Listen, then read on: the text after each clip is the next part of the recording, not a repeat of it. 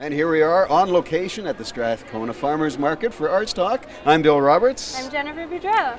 It's a great, we haven't been here in a long time. Since I think our very first season when we were still online, so it's exciting to come back and see what's new and what's changed. There's so many great vendors here, so many artistic vendors, which is awesome. So that'll be great to have a chance to interview some of these vendors that we're going to talk to today. So I'm super bummed. And I'm a trophy wife now, so I brought all sorts of trophy wife cash to spend while we're here. You did? I didn't bring any yeah. cash. I'm going to have to go get cash. Maybe you could buy me something, Jen. It'd be a surprise. Maybe, anything. And here's something else for the show. We have a new street reporter That's we want to right. introduce That is right. that will be with us today on location. Let's bring in Adora.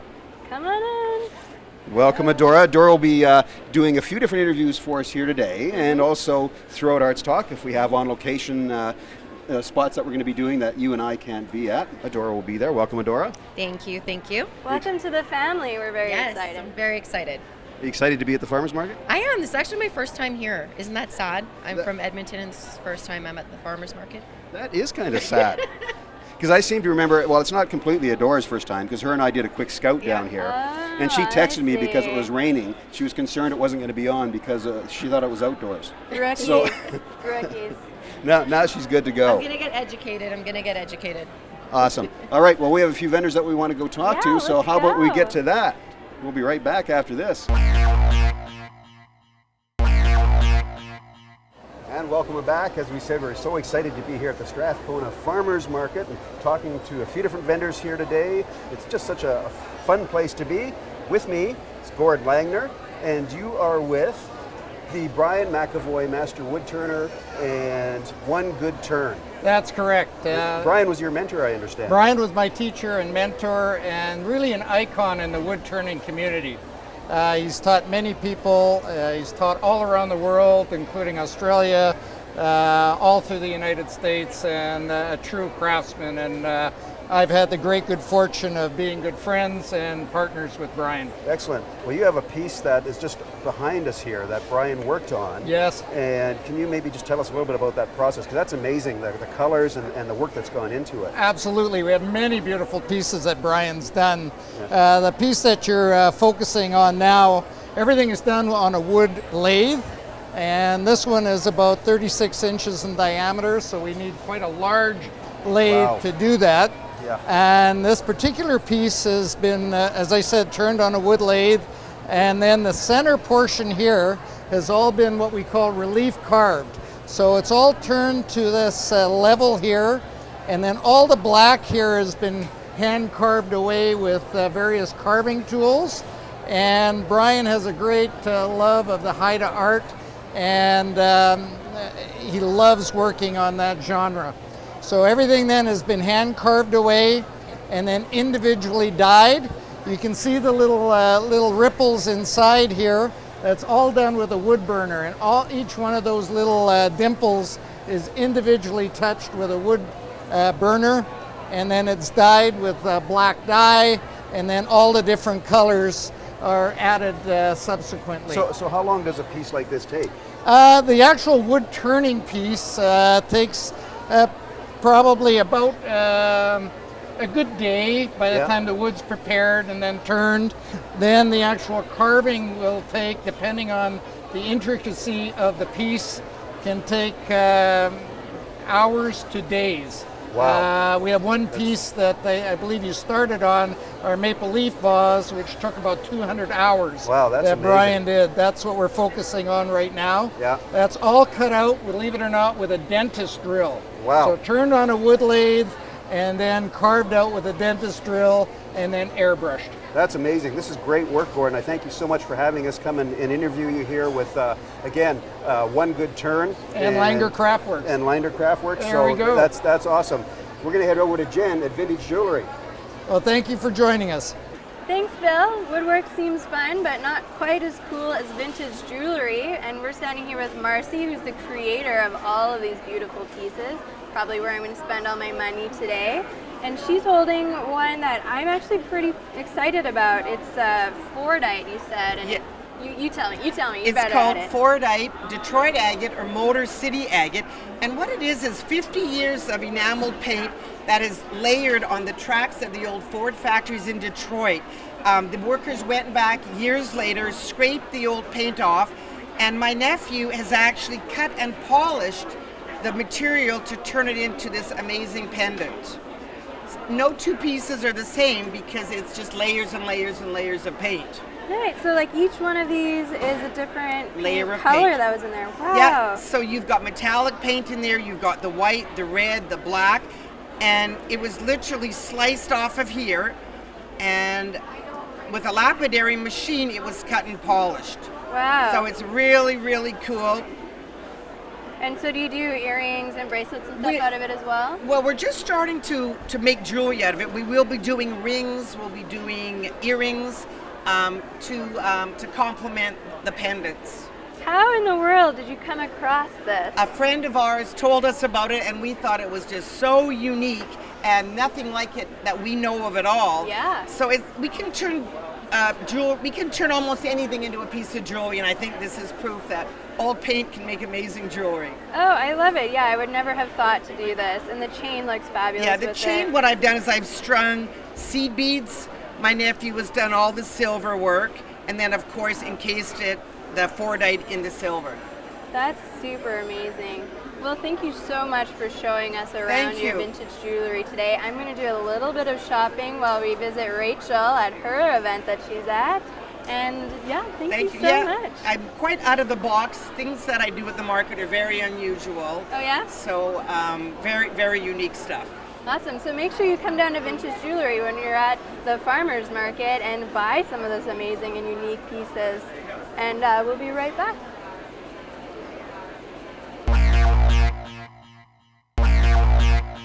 Welcome, I'm Rachel Moskowitz. I'm here with Jamie Medicine Crane and Kurt Young. They are from Young Medicine, one of the great performances happening at the Blueberry Bluegrass Festival, July 29th to 31st. Please tell me about your outfit right off the bat. I'm so curious. This is a jingle dress, and it's known as a healing dance, and it comes from the east, from the Ojibwe people. So I took it up last year to dance with for healing for our communities and our families. That is so interesting. And what about your outfit? Well, actually, it's a kind of a mixture between contemporary and traditional. Jamie designs clothes as well as she used to be a model. She was the first Native woman to ever be in Miss Universe Canada. That is going to hit the history books for sure, right? Okay, and tell me about the piece you are performing for us today. The piece that we're performing today is a blend of our traditional and contemporary. So we blend our music and our dance together. This is really exciting. I can't wait to see this. Thank you so much. Thank you. Thank you.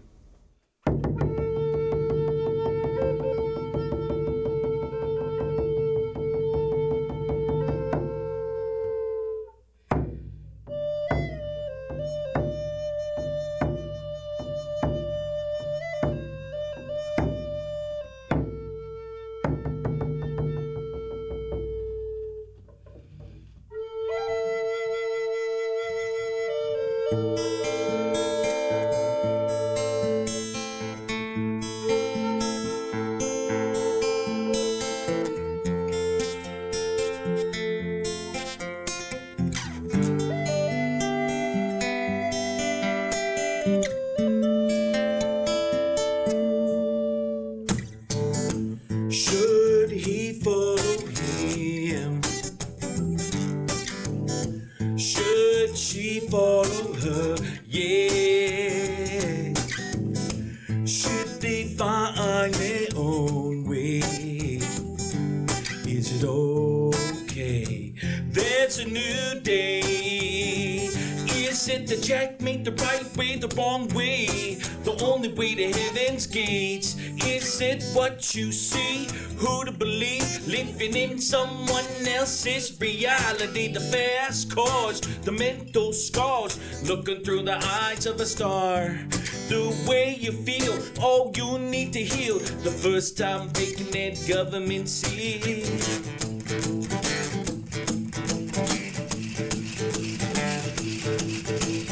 Oh, my dancers, how you doing? I like the way you move on the floor, yeah. Oh, my dancers, you look so fly. night. Yeah, yeah, yeah. Yeah, yeah, yeah. Hey, yeah. Now, if you're just joining us, we're here on location at the Strathcona Farmers Market, and I'm here at the Shadow Pot with Ruby. Now, Ruby's created all of these gorgeous pieces right here. Can you tell us a little bit about the technique you use to create them? Well, thank you. I love what I do, and I work primarily with Shino, which is one of the oldest glazes. The Koreans developed it, and then the Japanese took it over, and really was quiet for a while, and in the 60s or so, it became a resurgence, and I'm one of the crazy Shino people in the world. It's a pain in the butt of a glaze to figure out, but once you befriend it and master it, it will get beautiful results. I use about 4 glazes, and I fire in a gas kiln, which is an atmospheric kiln, so it's dependent on the weather, how I pack, and everything comes out one of a kind. They'll be related, but they won't be identical twins. And I'm after what's called carbon trapping. So these pieces here are a really good example where you get a real variety of carbon on the pot. Some are quieter, some are more active, and for me that's exciting because the whole aesthetic is really about incorporating nature. I want some movement in my pieces. Our Western world is used to static and tight, and really the aesthetic I'm after is some kind of movement either in the form or in the glaze. And I encourage people that if it connects to you like your favorite shoes or your favorite pair of jeans, that's a piece that you'll love and it'll make a difference in your life, and that's why people buy pots. And they're very earthy looking, like they give that feel of the earth, don't they? It's very much a connection to nature. I want nature, and I want some simple form to represent the beauty, to show the beauty of nature, and it's about connecting in here, not in here, and that's what I hope that it represents. Well, it's gorgeous work that you do. Thank you so much for sharing it with us.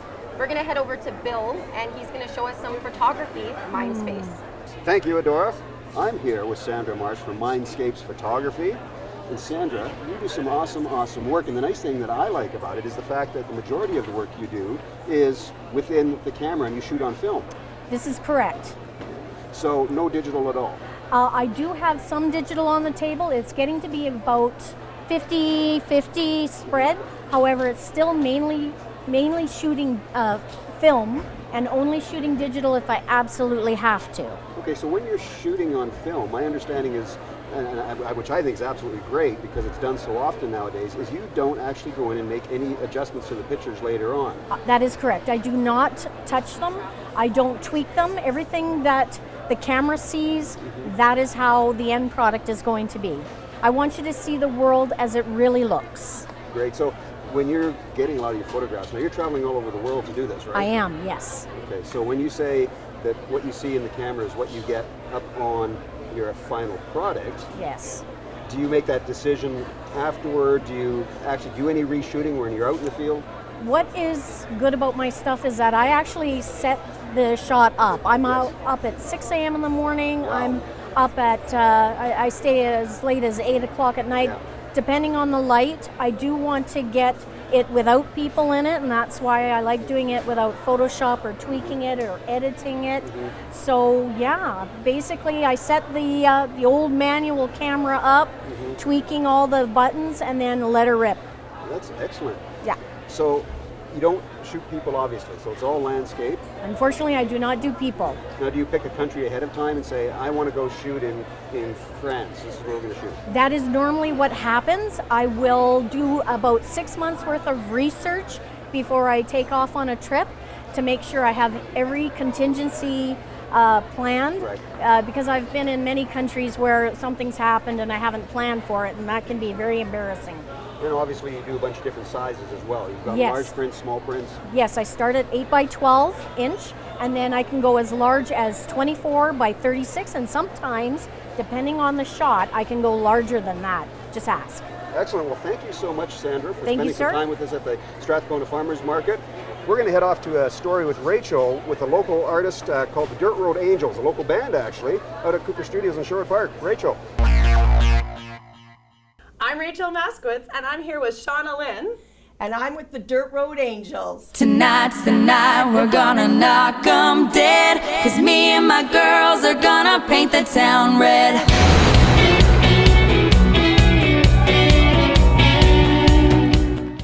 Awesome stuff. So what I'm really excited about today is I know that all our viewers are going to want to know, is anybody single in your group? Well, no, and it's a little complicated.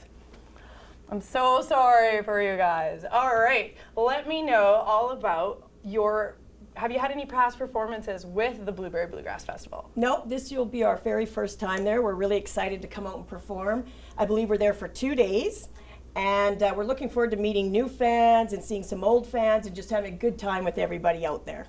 All right, so people have been telling me, and I know I've seen it in some of your music videos, that you guys have a real fun streak. Can you tell me a bit about that? Oh, we're a little crazy. You have to realize that there's 5 girls and a lot of estrogen in this group. So we make it fun because our fans love it, we love it, and it always makes it a good time with all the girls. That's so neat. I am excited to see this. Tell me about the song you guys are going to perform to us. It's called Memories, and it is one song we did write on our album, which we are currently working on a second album. But it's a song that we've won numerous international and songwriting awards with, and it is a bluegrass type song, so we're going to introduce it today. That is so amazing. I'm really excited. You guys have it, the Dirt Road Angels.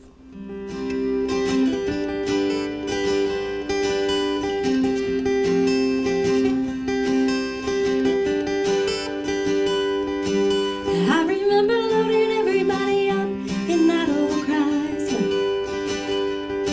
There was my mom and my dad and my sister and my brother and me. Couldn't wait to leave this town, to the cabin on the beach, and swing on the tire that hangs from the old oak tree. Yeah.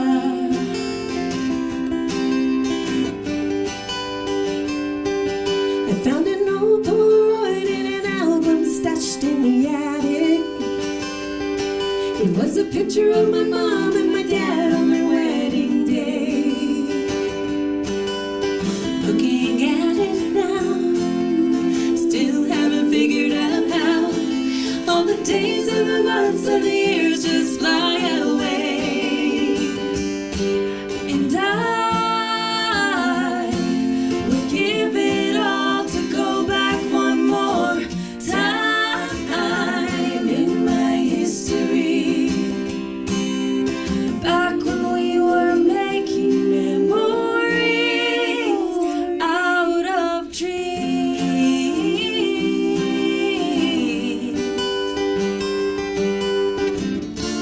Don't wish your days away, 'cause when it's storming inside, you gotta learn how to dance in the rain. Don't wish your days away. You gotta learn how to dance in the rain. Don't wish your days away. When it's storming inside, you gotta learn how to dance in the rain. Don't wish your days away.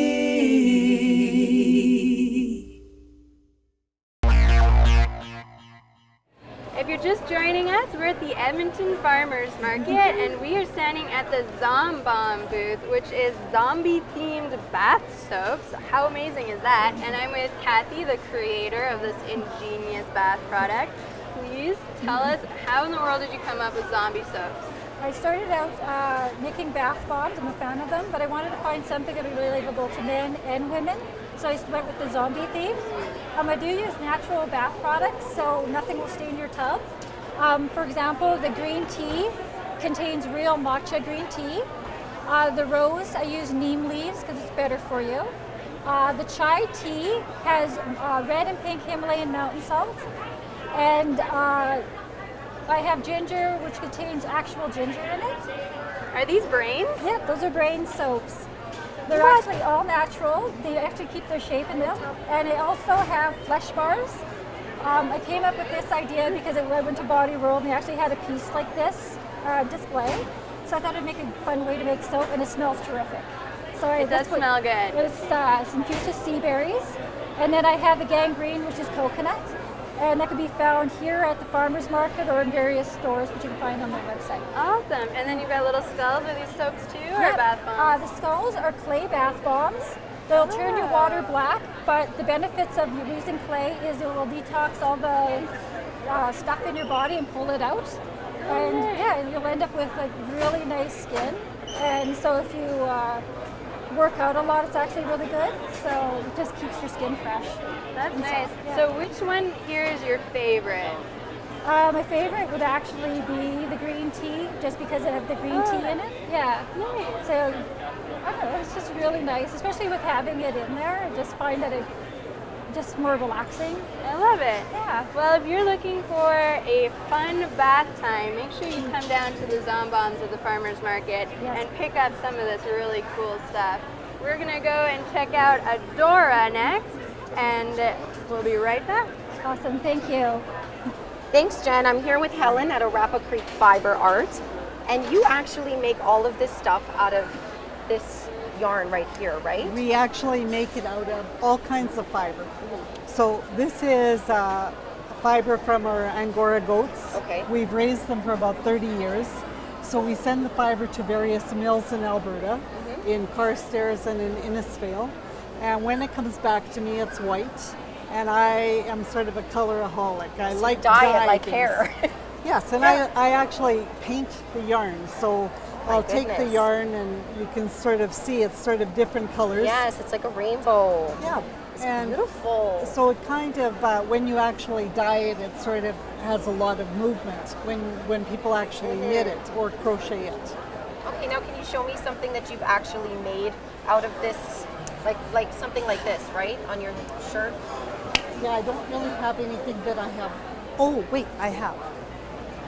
Okay, so this is a toque that is made out of this, and you can kind of see the color different variations. colors. Beautiful, beautiful. Now you make scarves as well, right? We make scarves, and but I stopped knitting a long time ago. I had great visions of being a great knitter and sewing, knitting knitting sweaters and sewing them. And I quickly discovered that I had a hard time sewing stuff together. So that's when I got into felting. And with felting, I can create a lot of different things. So for example, this is a scarf that I felted. So the first thing I did was I actually dyed a piece of silk. So this is silk material, and I used a shibori technique so I could get sort of different design on it. Okay. And then I covered it with some wool. I covered the silk with wool, and then I felted it. And what happens is the wool migrates through the silk and sort of ruches it, so you get kind of a funny design, like a kind of a matted design. And every kind of material that you can use silk, but you can also use, this is a sari that I ripped up, and you can kind of see what happened here. It sort of changed the look of it. Very, very nice. Well, thank you so much for sharing this with us. It's gorgeous, gorgeous work. Thank you. Thank you. We're going to go to a break right now, and we'll be back right after this. Thanks, Adora. Another great interview. Learned all about fiber art. That was pretty awesome. That was a great interview, and I don't think she can run fast enough to get over here for our extra, so it's just going to be the two of us to say goodbye today. Well, we learned a lot today. You learned a lot about vintage jewelry. We did. I'm really excited to go back and do a little bit of shopping. There are a couple of pieces that I was in love with, I think. I'm still waiting for my surprise because you said you brought money, so... I did, and you will be surprised. I'm sure I'll be surprised with a big fat nothing, I'm sure, is what will happen. Yeah. So we decided that we wanted to bring back our viewer question, which I think will be great, because if you want to be on Arts Talk, obviously, we have our website, which is artstalktv.com, so you can find more information about us there. But our viewer question is, what is your favorite Edmonton festival? Do you have a favorite? If there was a festival about arts talk, that would be my favorite. That's an awesome idea. We'll have to talk to our producer about that. I've I never think thought so. about that before. A festival on arts talk. Maybe a 2-day long festival. I like that. Just you and I. That'd be pretty Don't amazing. tease me. That would be the So best. that is our question. What is your favorite Edmonton festival? You can email us at artstalkedmonton@gmail.com with your answer. You can also go to our Facebook page and post it there if you like. And we want to hear all about it. Yeah, what would be your favorite festival? My favorite festival, other than an Arts Talk festival, Right. is probably, I would have to say, the Edmonton Fringe Festival, only because I've been involved in it for so long. A little biased. A little biased, and again, a shameless plug, because I have another show coming up in the Fringe Festival this year. When is your show, Bill? It opens up on, you know what, I'm not going to give the dates right now because I just realized the Fringe Festival won't allow me to do that until after July. Good. So, I thought I had him trapped. but it's at the Edmonton Fringe, so make sure that you get out there and see it. And we want to thank Adora. Yeah, she did really great for her She first was- time with us, and with all the torturing that we were doing behind the scenes, she was fabulous. Well, when you have the rookie, you Yeah. always have to break them in a little bit. So, Yeah. you know, once we got through that, she did great. Next, I'm going to tell her that we need more steam for the espresso machine, and I'm going to send her to pick up a bucket of it, so it'll be great. A big bucket of espresso. So anyway, thanks to Adora. She'll be back on Arts Talk throughout different shows, covering different events and things for us. So it's great to have her on board as part of our Arts Talk family. Yeah. Anyway, we've had an awesome time here at the Farmers Market here in Strathcona. Make sure you get down to see all these wonderful vendors. And support your local farmers. Oh, you bet. So we'll see you next time.